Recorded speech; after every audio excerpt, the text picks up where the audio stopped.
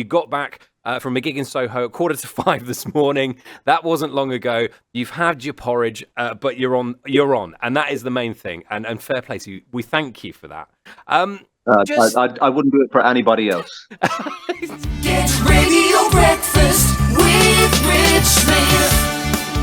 And I think everyone will agree as well. One of the finest DJs across Oxfordshire is going to be on the show. It's Aidan Count Skylarkin to you and me, of course. He's putting on a fantastic event this time next week, which we'll hear more about. And we're so lucky as well to have on the show Susan Cadogan, a legendary Jamaican reggae singer, who the event is going to be all about. Good morning to you both. Hello. Morning. Aidan, I'm going to come to you first, mate, because I'm going to issue an apology first and foremost. You told us just off air that you got back from a gig in Soho at 4:45 this morning. That wasn't long ago. You've had your porridge, but you're on, and that is the main thing. And fair play to you. We thank you for that. I wouldn't do it for anybody else. That's much appreciated. That is much appreciated. Aidan, just tell us a little bit about your history and about your love of music, love of reggae, and love of putting events on. Because even just for me, and I'm not alone with this, we'll have seen you playing disco shed festivals up and down the country. We'd have seen you playing the Rocksteady roasts at various different places across the county, and in many, many different disguises. So, just tell us a little bit about that love first and foremost. Well, I suppose I moved over to South London from Ireland when I was a kid, and the reggae beat was everywhere in South London, so I kind of got hooked on it pretty early on. And then I ended up in Oxford when I kind of got on the wrong bus 25 years ago, and found myself on the Cowley Road, and I've never left it. And what I found when I came here was, one of the things was I missed hearing reggae everywhere, like I heard it when I was back in London, and so I really sought it out, and I got involved more in DJing, and I've spent much of the last 25 years now putting on predominantly reggae events around Oxford, and I've been privileged to work with some of the real greats from the genre, and I'm doubly privileged that we've got one of them on the line today. Absolutely. Susan Cadogan, legendary Jamaican reggae singer as well. Susan, good morning to you. Good morning again. Good morning again.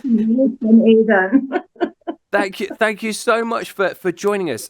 Susan, just tell us a little bit about how your reggae journey started, because you're celebrating 50 years. 50 years, can you believe, of singing reggae?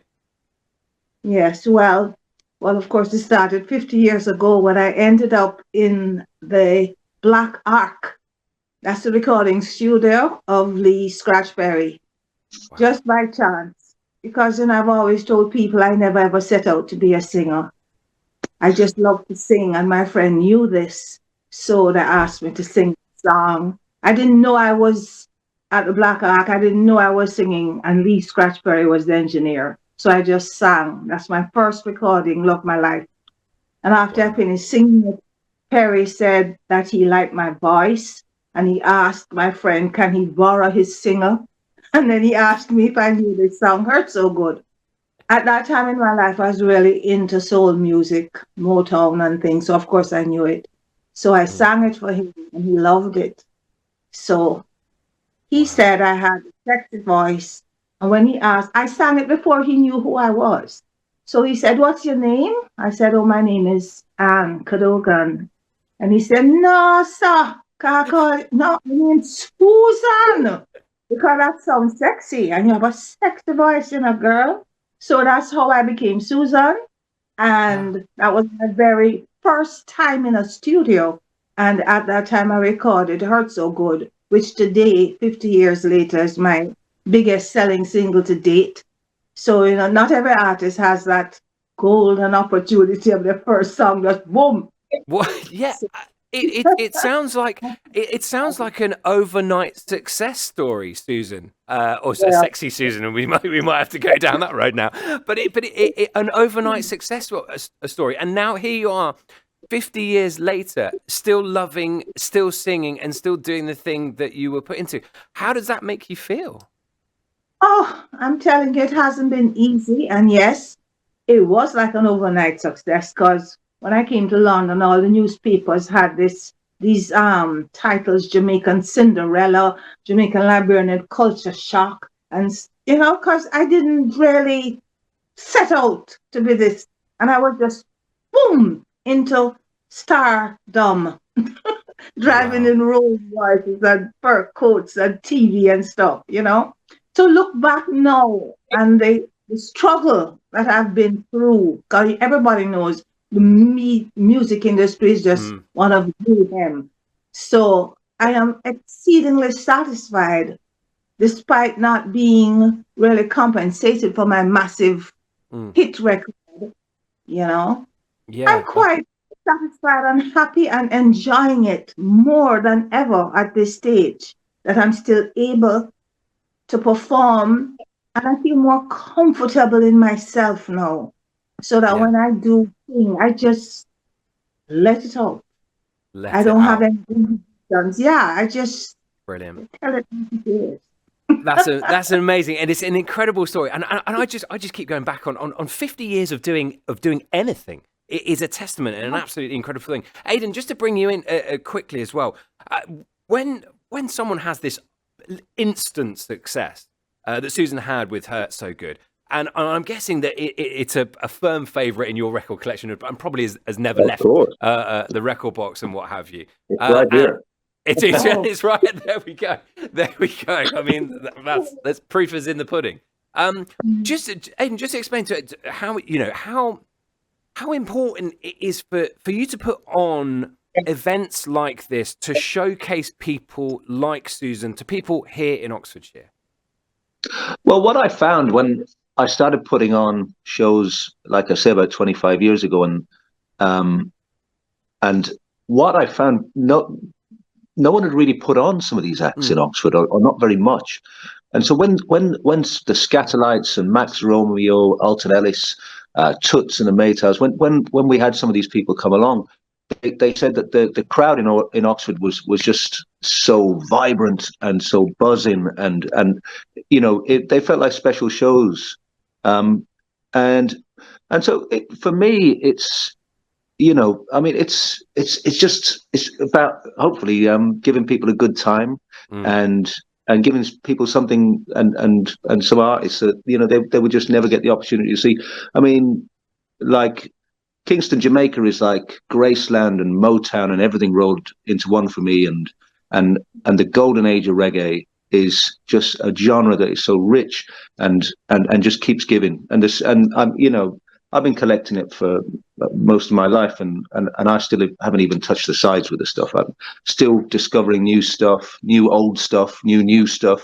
And Susan is at the very top. I mean, Susan is still one of like the best performers out there. Her voice is just like so preserved, like you remember it from the 70s. And she's got one of the best stories and some of the best songs, and she loves to sing them and she loves to tell them, and that's what I'm looking forward to next Friday. No, Remember our first show too? Our first show was really in Oxford. Aiden had to move the location because it was That's sold right. out. A massive crowd of screaming and young people. That's what hit me. The young people. yeah. Yeah, Oh, that came out and yeah. That is amazing. And Aidan just alluded to there that so many incredible stories and what have you. Susan, if I could trouble you for one such anecdote and one such story that we can quickly hear this morning. No, I have so many, and most of them are not happy. Okay. As I said, music has been a rough road, but I used to sing. I recorded with Pete Waterman. Wow. And we recorded in, I think it's Chalk Farm Studios, I'm not sure, but he had a whole orchestra. And, I was a reggae singer from Jamaica, and after singing Hurt So Good with this kind of heavy beat, we went to record.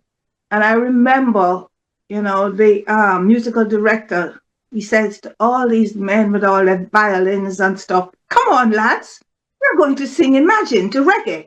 And everybody started bounce to play it, But that whole album with Pete Waterman, I suppose it's good for me, and it was also his kind of introduction into his big lifestyle that he now Yeah, has. yeah, That's among his first recordings, and to me, it was the more softer side, the romantic, sophisticated reggae, rather than what mm, Perry did was put my little soft voice on a heavy rhythm, yeah. and whatever he did and mixed it up and dubbed it up. It has Brilliant. just been the best record in my 50 years. Wow. Well, What I I started mean, feeling so much. I mean, Susan, I could honestly, well, listen, I could just extend the show by another few hours and just sit around and chat and share anecdotes from you and from you both. But I guess to hear more of this, Aidan, it's going to be next week, isn't it? Yeah, get yourselves along. We're at the Cowley Workers Social Club, which is a new venue for me in the heart of East Oxford, and we'll be there next Friday from 8 p.m. Susan's live on stage with a fantastic backing band, some of the best reggae musicians in the country, the Friendly Fire Band from Birmingham. We've got a dancehall artist called Myki Tuff, who is like just has to be seen to be believed. And we're going to have a party, and I'm so looking forward to seeing Susan again. We've shared stages and evenings together over the years, and it's been about 5 years.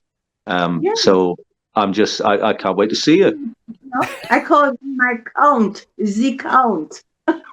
Yeah, but look, we call him the Count as well. Don't you worry about that. Well, look, it sounds like an absolutely phenomenal event. Aidan and Yeah. Susan, thank you so much for you both coming on this morning, sharing stories. As I say, we could go on and on and on and on about this, but I tell you what, get yourselves down next week. Of course, that is going to be an absolutely phenomenal event. And look, we'll put this up on social media. We'll give you a ticket link and everything like that. But look, thank you so much, both of you, for joining us this morning. Thanks, Rich. Brilliant stuff. That was great, wasn't it? Absolutely great. And I love hearing about this. And I'm so buzzed we've got Aidan on and speaking to Susan as well. Amazing. What radio's all about, isn't it? Great stuff. Make sure you get yourself down because that is going to be one hell of a night next week.